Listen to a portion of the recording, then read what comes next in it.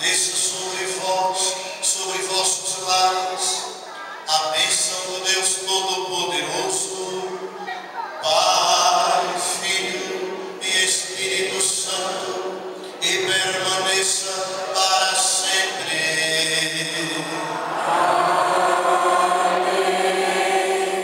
Eu lembro que amanhã, a partir de 8 horas, eu vou estar aqui na igreja para quem quiser fazer a sua confissão. 8 horas eu estarei aqui na igreja.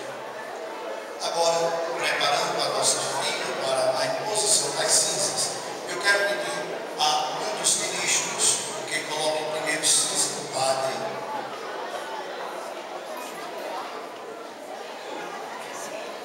Nós vamos dizer assim: tu és pó e ao pó voltarás. Ou então, convertei-vos e crede no Evangelho.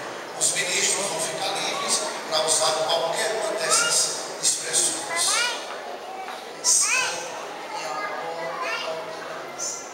Tu és pó e ao pó voltarás.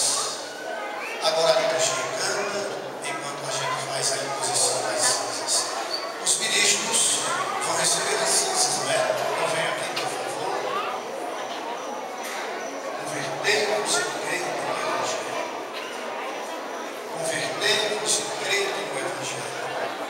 Convertei-vos com Deus, em nome de Cristo oramos, que não recebais em vão sua graça, seu perdão, que suprimo favorável no dia da salvação. Quem tem sede, venha à fonte. Quem tem fome, venha à mesa.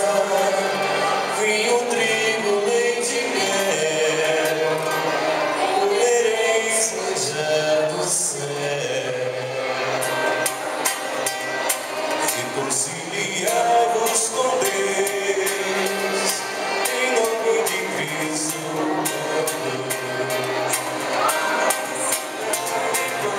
Sua graça, seu